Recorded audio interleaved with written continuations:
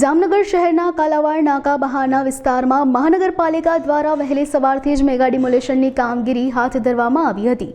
Fire estate, water works, TPO, project and planning, light શાખા, solid waste સહિતના તમામ વિભાગો દબાણ દૂર કરવાની કાર્યવાહી હાથ ધરાઈ હતી.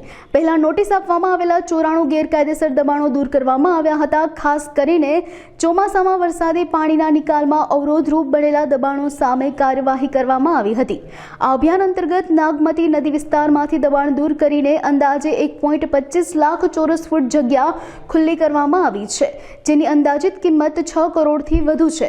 જામનગર શહેરમાંથી પસાર થતી રંગમતી અને નાગમતી બંને નદીઓના પટના બાજુના ભાગમાં નદીની જમીનના વિસ્તારમાં અને સરકારી જમીનમાં ખૂબ મોટા પાયે દબાણ હતા. એ બધા દબાણ આપણે છેલ્લા 1-1.5 મહિનાની દરમિયાનમાં એ લોકોને જરૂરી નોટિસ પણ આપી 478 1 હેઠળ, ત્યારબાદ 478 2 હેઠળ પણ નોટિસ આપી અને જરૂરી હુકમો કરવામાં આવેલ હતા.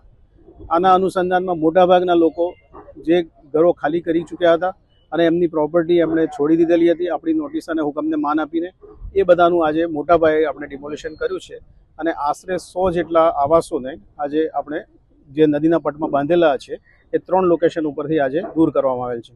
આ કામમાં આશરે કોર્પોરેશનની 2 ડઝન જેટલી અલગ અલગ પ્રકારની ગાડીઓ, વાહનો અને 125-150 જેટલો સ્ટાફ વત્તા પોલીસના સહકારની વાત કરું તો ડીવાયએસપી અહીંયા મોજૂદ છે અને એમનો પણ લગભગ 70 જણનો પોલીસનો કાફલો હાજર છે.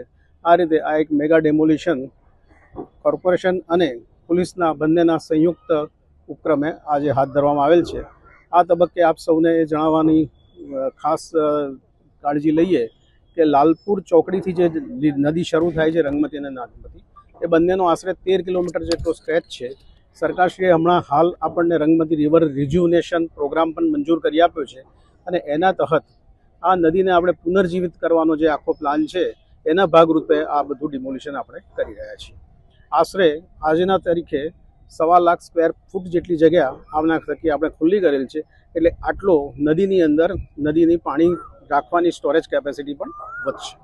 जामनगर में रंगमती और नागमती नदीना જે પટના એરિયા છે ત્યાં ઘણા બધા દબાણ છે અને આ જે દબાણના હટાવવાની કામગીરી જામનગરની જે મ્યુનિસિપલ કોર્પોરેશન છે આને દ્વારા કરવામાં આવેલ છે.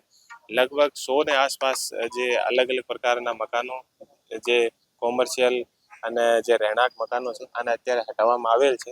ત્યાં કોઈ પણ જાતનો કાયદો અને વ્યવસ્થાની પ્રોબ્લેમ ઊભી ના થાય એટલા માટે મહાનગરપાલિકાને પૂરતો पुलिस बंदोबस्त आपेल है. जामनगर सिटी डीवायएसपी झालाना नेतृत्व में लगभग 70 થી 100 ने आसपास पुलिस यहाँ हाजर है અને કોઈ પણ જાતને કાયદો અને વ્યવસ્થાની પરિસ્થિતિ ના બને અને એટલા માટે પૂરતો પ્રયાસમાં પોલીસ બંદોબસ્ત હાજર છે.